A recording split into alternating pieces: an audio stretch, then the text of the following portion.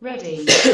Bonjour à tous, et bienvenue sur Chessemy. Aujourd'hui, on va jouer contre Diva, j'arrive jamais à le dire, Diva Blanc, qui est un habitué de la chaîne et que je remercie d'ailleurs pour sa gentillesse et ses différents messages.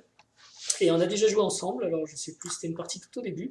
Il me semble que j'avais les blancs, alors j'ai pas révisé. Du coup, si évidemment, il va revenir dans le match. Je pense qu'il est content parce qu'il essaye régulièrement de me challenger et très souvent j'ai déjà commencé. Je vous avoue que c'est comment dire, c'est quand même difficile de m'attraper parce que je me connecte, je joue la partie et je me redéconnecte. Donc c'est rare de pouvoir me challenger quand je suis disponible. Et ben là, il a réussi. Et il me surveille le matin. On est plus tôt que d'habitude d'ailleurs, je crois. Peu importe. Et je suis content parce que c'est quelqu'un qui suit la chaîne, c'est quelqu'un qui est plutôt sympathique et qui, de surcroît, vous le voyez, est un patron d'Itchess.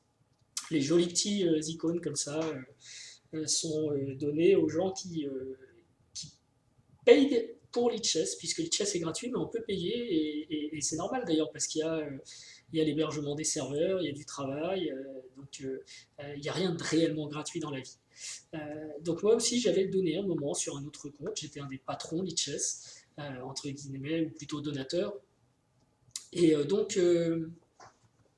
lui le fait toujours, moi j'ai arrêté parce que voilà, je paye parfois, d'autres fois je paye pas, c'est ça le service gratuit, on fait comme on peut. Et donc ces 5, on est parti là sur cette Trompowski que je ne connais pas, hein. C'est un essai.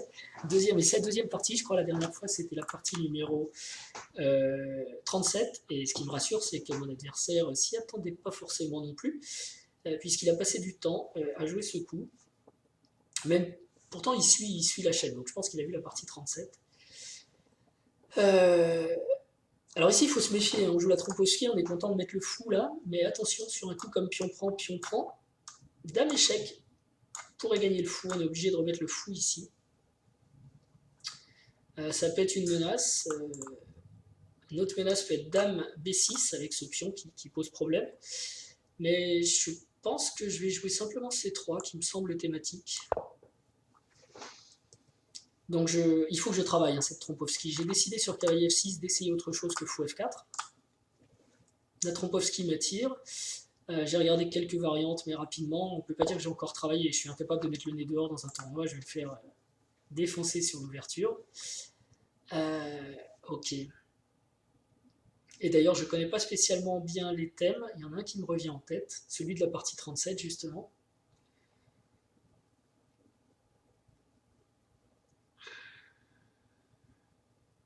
Mais je me demande ce que j'avais fait de ce fou dans la partie 37.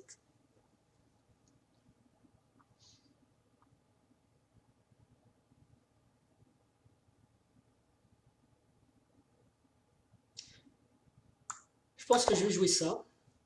Je vais prendre un petit contrôle ici, faire comme dans le système de Londres, fou D3, et après, essayer autre chose.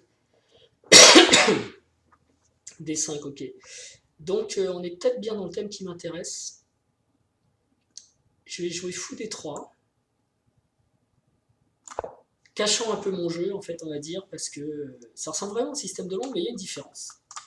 Le fou est en F4, dans le système de Londres, et ici il est en G5. Et peut-être je vais jouer F4.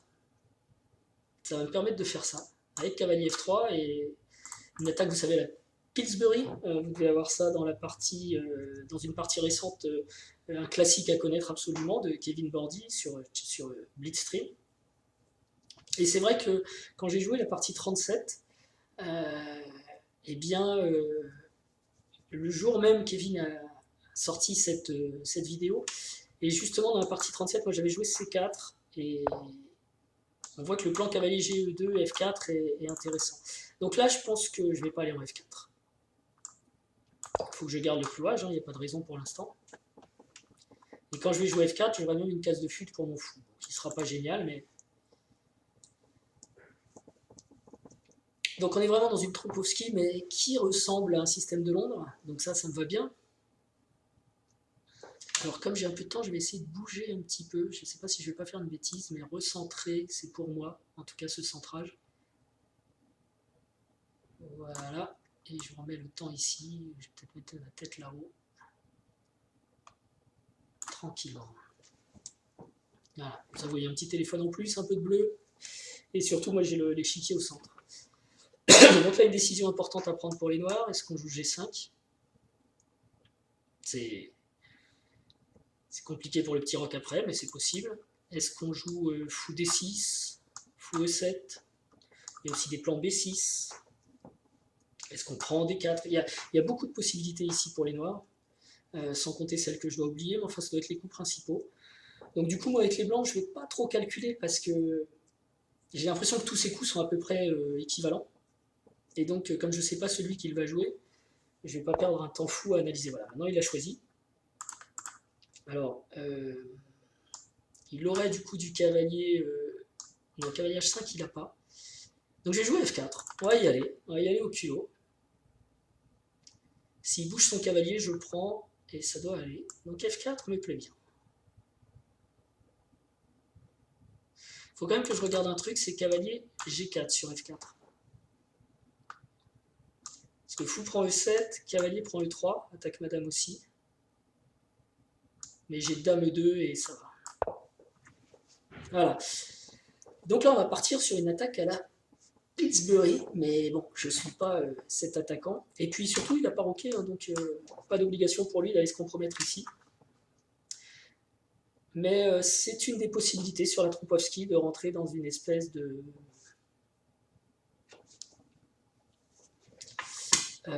comment ça s'appelle ce truc? J'ai oublié.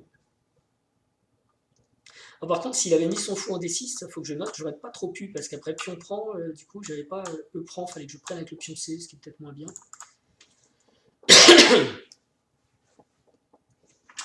Il y a peut-être la possibilité là aussi, hein, pion prend, du coup il remet fou D6. J'ai peut-être dame F3. Si dame C7, je peux avoir du cavalier H3, du fou G3, du cavalier E2 aussi, bon ça doit tenir.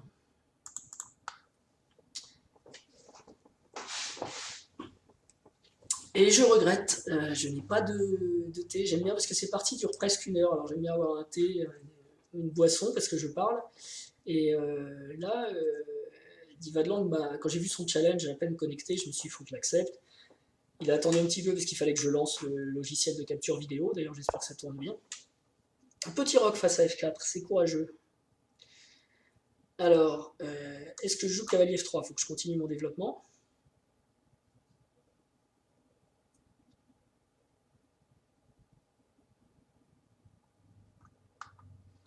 Je pourrais jouer cavalier E4.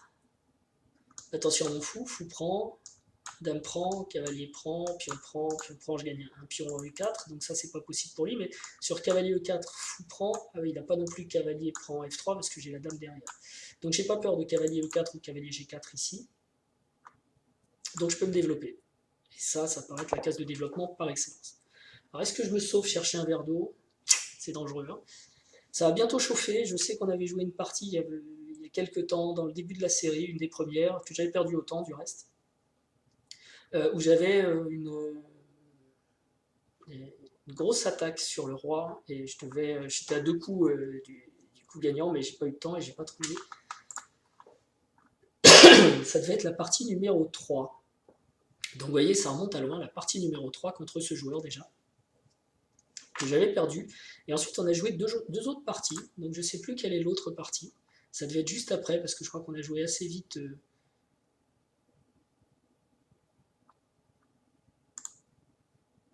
On a joué assez vite ensemble. Je me souviens plus quelle autre partie. Et donc j'ai égalisé, et on a rejoué, j'ai gagné. Et nul. Vous voyez, il y a beaucoup de parties quand même, hein, si je vous le mets comme ça. On a un gros match en cours. Il y a déjà eu 4 parties, la dernière était nulle. Enfin, si ça marche comme ça, peut-être pas, je ne sais pas dans quel ordre ça fonctionne. Enfin bon, bref. Fou D7. Et fou D7, donc je peux faire petit roc. Je peux faire aussi immédiatement cavalier E5. Parce que le petit roc ici, ça ne me paraît pas indispensable. Cavalier E5, je vais avoir du dame F3, je vais avoir du G4. Je me sens pas obligé de roquer tout de suite, quoi. Et je pourrais peut-être même faire le grand rock, vous voyez, pour une attaque plus violente, mais je peux avoir besoin de ma tour aussi.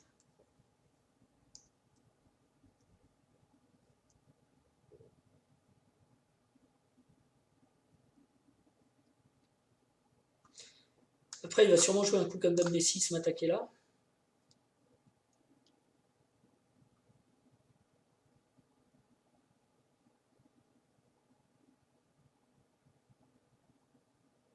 Mais dans ce cas-là, j'aurais fou prend F6 et je prendrais fou, donc ça marche pas. Cavalier E5 est bien et petit roc aussi. Alors cavalier E5, Dame B6, j'ai vu fou prend F6 qui gagne. Si sa dame est en B6. Qu'est-ce qu'il peut jouer d'autre? Il peut jouer cavalier E4, fou prend, dame prend, cavalier prend E4, je gagne le pion, toujours pareil.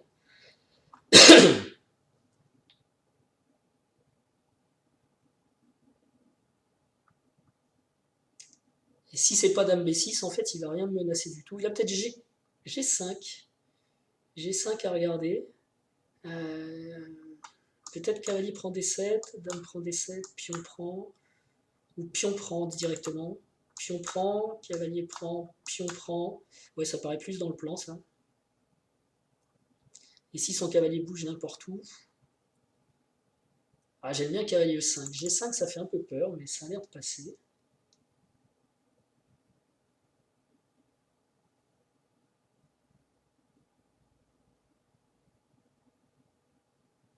Et le petit roc, ça paraît être un coup normal aussi. Hein. Avec l'idée cavalier E5 au prochain coup. Le grand roc, ça peut être délicat parce qu'il va peut-être avoir du contre-jeu. Allez, je vais roquer. Ma tour peut, comme ça, aussi appuyer sur la colonne F. Et bon, ça peut pas être un mauvais coup. C'est peut-être un peu moins agressif que cavalier E5 tout de suite. Mais ça joue. On va dire, c'est un coup assez tranquille. Et maintenant, il faut penser à l'attaque. Donc l'attaque, elle va se matérialiser comment? On va planter un cavalier en E5. Alors ça, ce genre de coup, ça me gêne pas trop. Je vais reculer tout de suite. Est-ce que je vais carrément en B1 pour jouer dame C2 et déjà menacer, faire des menaces embêtantes? Mais du coup, j'ai plus ma tour. Ou est-ce que je vais en C2, considérant que ma dame va se recycler Bon, si dame B1, si fou B1, il pourrait avec G6, roi G7, éviter quand même de se faire mater. Et cette tour, je vais en avoir besoin, je pense. Maintenant, sur fou C2, il y a peut-être dame B6 qui attaque là. Mais je peux jouer tour B1 tranquillement. Ou cavalier E5 qui menace son fou. Cavalier prend, pion prend, qui menace son cavalier. Le cavalier s'en va et je gagne ce fou. Donc, pas de problème avec ça. Donc ouais, ça m'embête d'enfermer ma tour, je vais plutôt jouer fou C2. Et ce genre de coup, disais-je, ça me fait pas trop peur parce que ça ferme le centre. Et à partir du moment où le centre est totalement fermé, qu'il n'y a plus de pression, logiquement, les attaques sur le roi à l'aile vont être plus faciles. Quoi. Je vais essayer de verrouiller sur E5.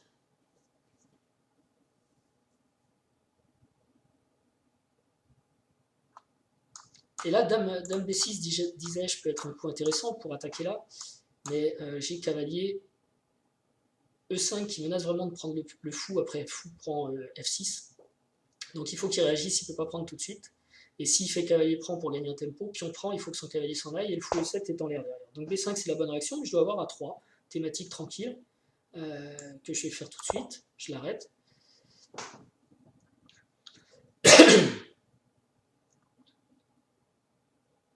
Et ensuite on va aller pour cavalier E5, ce qui devrait me permettre de faire dame F3 dans la foulée, et avoir mes tours liés, ce qui est important quand la colonne A va s'ouvrir, parce que je ne veux pas perdre la colonne A. Et ouais, prochain coup, cavalier E5. Lui, s'il veut continuer son idée, il faut qu'il pousse à 5. Cavalier E5. Si B4, je pense que je prends une fois, pion prend, et je joue dame F3. Et s'il joue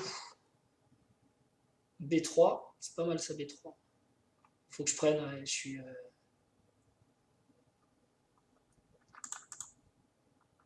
Alors mon fou aurait été mieux en... Je vais lancer l'attaque quand même, j'ai pas de temps à perdre ici. S'il pousse, je prends une fois, il reprend. Dame F3, B3.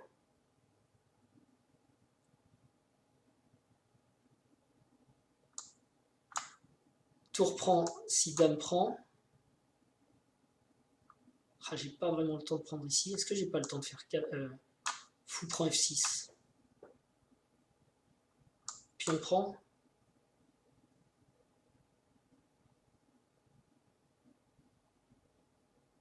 Allez, fou prend E7. Cavalier prend, cavalier prend. Ça se calcule, ça. C'est facile, le pion est en B3. Hein. La colonne est ouverte, je prends A8, il joue dame A8, et pour le reste, on a la même position.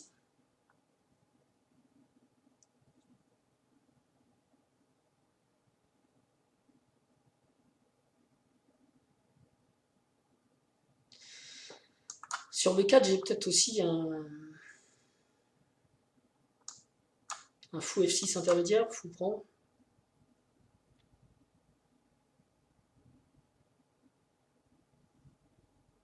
Je ne vois pas trop ce que ça m'apporte.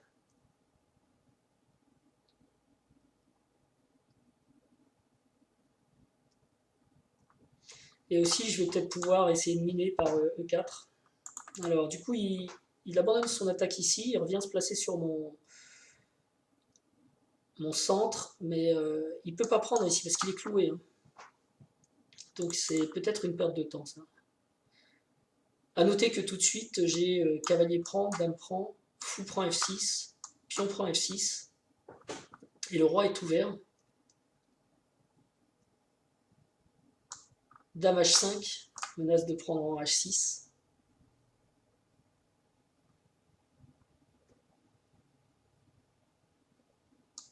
Et si roi H7, j'ai peut-être tour F3, avec des idées de tour H3, et ça va être très compliqué de défendre.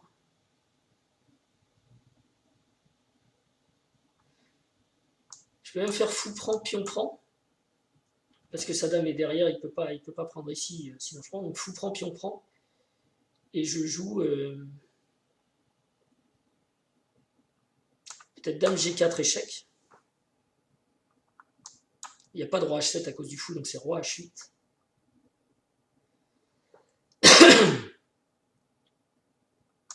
Dame H5, parce que si pion prend, je fais dame échec, suivi de dame mat. Je peux jouer roi G7. J'ai cavalier G4. C'est super intéressant, hein. Fou prend F6. Fou prend F6, pion prend F6. Mon idée originale, c'était de jouer cavalier G4, mais après roi G7, il a l'air de tenir. Fou prend, pion prend. Peut-être dame H5, hein, parce que si pion prend E5, dame prend H6. Ah, il a F5. Ah, mais il faut que je prenne avec échec, donc fou prend, pion prend, dame échec. Force, roi H8. Et après roi H8, je joue dame H5, qui menace aussi cavalier prend F7. S'il fait pion prend, c'est dame échec et mat. Et s'il fait F5, j'ai rien sacrifié dans l'histoire. Donc je peux faire cavalier prend, échec, tour prend, dame prend. Ça m'a l'air génial. Enfin génial, ça m'a l'air de marcher.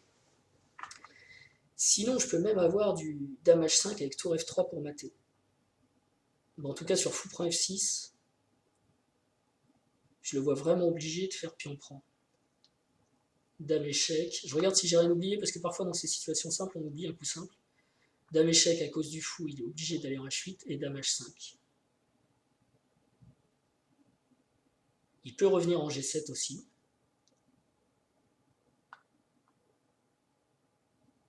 Et dans ce cas-là, j'ai peut-être tour F3 qui menace tour G3 mat. Allez, c'est parti. On est parti. En voiture Simone. Fou D6, ça paraît vraiment artificiel, et c'est vrai que là, ça me permet d'ouvrir sur son roi, la tour va rentrer. Je sacrifie pas de matériel pour arriver là, donc je vais avoir une meilleure position. Son truc, c'est qu'il peut pas faire dame prend parce qu'il a une pièce en l'air. Et j'avais d'abord regardé la variante avec cavalier prend, mais finalement, pourquoi échanger ce cavalier? Il va pouvoir me servir dans l'attaque, notamment sur F7. J'enlève juste le cavalier défenseur et je joue dame G4 échec.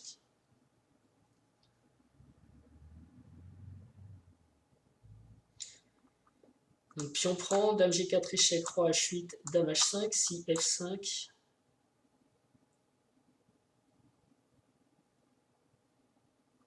Je fais cavalier prend, tour prend, dame prend, et après je fais rentrer la tour. Check.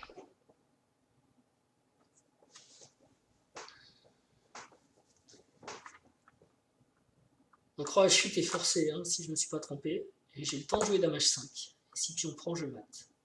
Et si roi G7, tour F3. C'est très compliqué. Hein.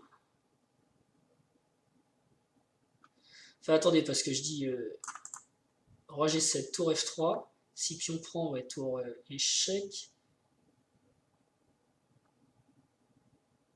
De toute façon, je peux reprendre le pion après. Dame H5 paraît normal.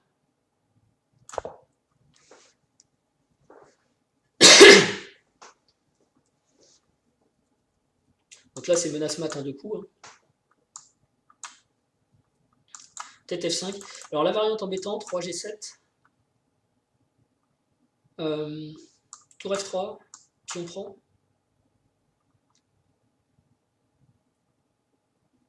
Tour échec, roi F6.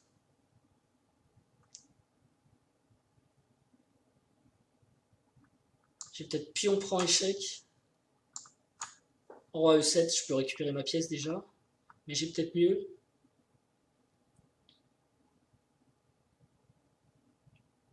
Pas sûr. Roi G7.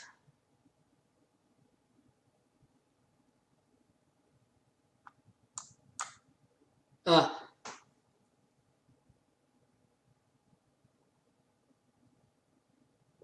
Tour F3, pion prend.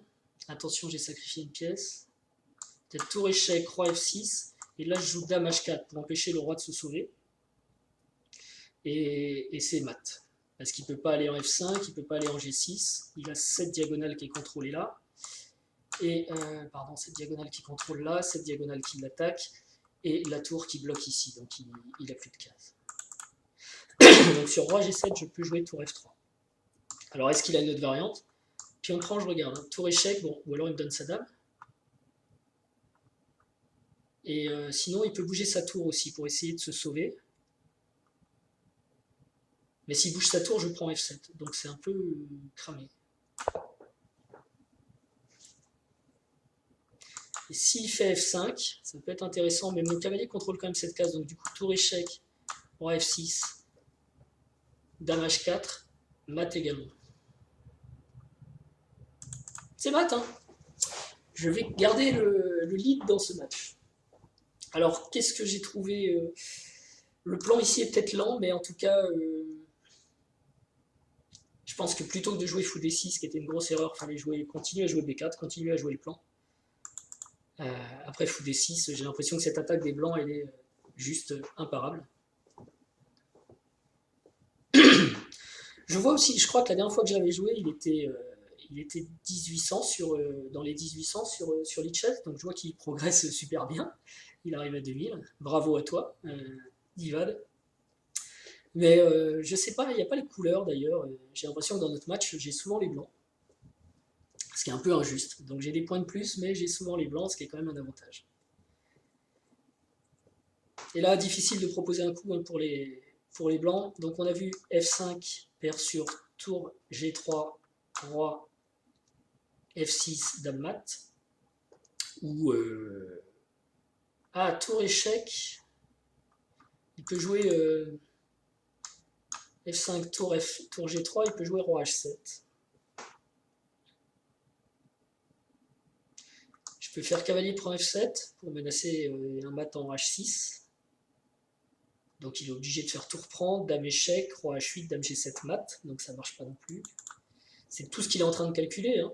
Après, se sauver vers f8, ça marche pas parce qu'il y a dame prend échec et mat tout de suite. Donc tous les coups de tour perdent en fait. Sauf peut-être tour G8, parce que dame prend échec, il y a encore h8 ici. Mais je vais avoir du cavalier G6 échec. Mais non, j'ai dame, la colonne n'est pas fermée, donc j'ai dame h7 mat.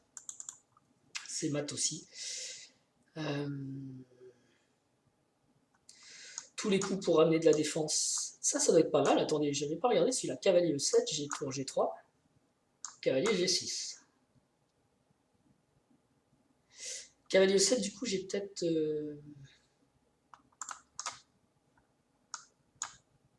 Bon, même si je peux faire cavalier prend, pion prend, dame échec, et ça devrait mater, hein, roi h8, dame mat. Mais sur cavalier prend, il n'est pas obligé de prendre, on va dire.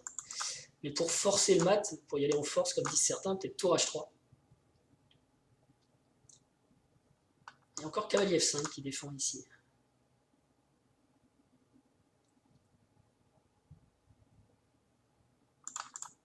Du coup, pourquoi pas cavalier prend? Tant qu'à faire, c'est la même idée. Si je fais tour échec, le cavalier peut revenir en G6. C'est encore mieux, ça m'enlève une pièce attaquante. Et pas des moindres. Donc cavalier prend, pion prend. Petit problème, son fou est attaqué. Et je menace toujours le mat. Donc peut-être pion prend, tour échec. Et on retombe sur roi f6, dame h4 mat. Donc cavalier prend, je vais peut-être gagner une pièce. Mais il n'y a pas le mat. Je pense que c'est son meilleur coup.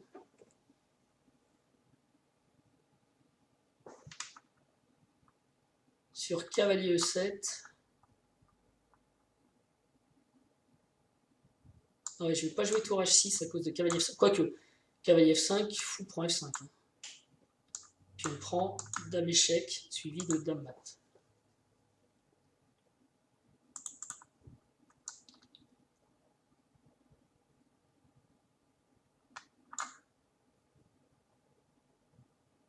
Je peux jouer tour h3, même s'il prend ici.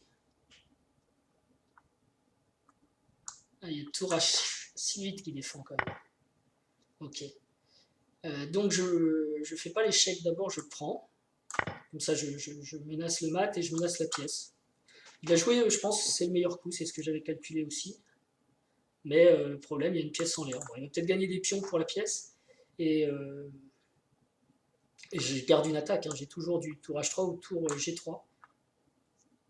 Mais j'ai plus la pression sur f7. Donc là, il a le temps de jouer sa tour. Peut-être en h8. Je pense que j'ai plus trop le mat. Mais je vais avoir tour g3 échec. Alors là, par contre, ça ne doit pas marcher. Parce que qu'est-ce qu'il fait sur tour g3 échec? S'il fait roi f6, comme je disais, j'ai dame h4 qui doit mater. Check. Ça marche pas. Il a pas vu ce mat, c'est dommage. Parce que là, il peut pas aller là, il peut pas aller là, sinon c'est... Bon là, h7 c'est interdit. S'il va en h8, c'est dame h6 mat. Et s'il va en f6, j'ai dame h4 mat. Donc il a raté ce coup. Donc mat parce qu'il y a les deux pièces là qui contrôlent toutes les cases du roi, plus la tour, 3 pièces en fait. Victory. Ok, donc ici, bah merci Divad pour la partie. J'espère te rencontrer prochainement avec les Noirs, mais j'essaye aussi de jouer contre d'autres joueurs, hein. Il ne faut pas non plus s'offusquer si j'accepte pas tous les défis. Merci aussi pour ton club qui fait de la pub à Chessme, tu m'as montré ça sur le blog, c'est génial. Et d'ailleurs, j'invite... c'est une bonne idée, si vous voyez des vidéos intéressantes, notamment dans la partie entraînement, dans la partie coaching, faites connaître la chaîne sur votre club, sur le blog de votre club. Il y a pas mal de chaînes francophones d'échecs, mais pas tant que ça non plus. Donc faites-moi de la pub, tout simplement, dans vos clubs, parce qu'il y aura forcément des contenus qui vont intéresser les passionnés d'échecs, qui ne sont pas forcément des gens qui cherchent tout ce qui se passe sur Internet, quoi. Donc il faut les aider à trouver. Sur ce, je prends un petit avantage dans le match. Deuxième victoire d'affilée. En fait, ça avait fait une nulle, 2 victoires, une défaite, et à nouveau 2 victoires. Ok, je comprends mieux. Donc il n'y avait pas de troisième partie qu'on a joué très récemment. Et écoutez, je vais analyser cette partie, mais qui a été courte pour le coup. C'est une Trompowsky, mais qui ressemblait beaucoup à un système de Londres. On retrouvait les mêmes thèmes. Et, voilà. Et je vous laisse. Et je vous dis à très bientôt. Ciao. Et bien voilà, c'est ici que cette vidéo se termine. Si vous avez envie de plus de contenu, plus d'entraînement, plus de replay, plus d'analyse, plus de coaching, plus de live, abonnez-vous à la chaîne, mettez des likes et des commentaires. C'est très sympa, c'est très encourageant. Et moi je vous dis à très bientôt et bons entraînements à vous tous. Ciao.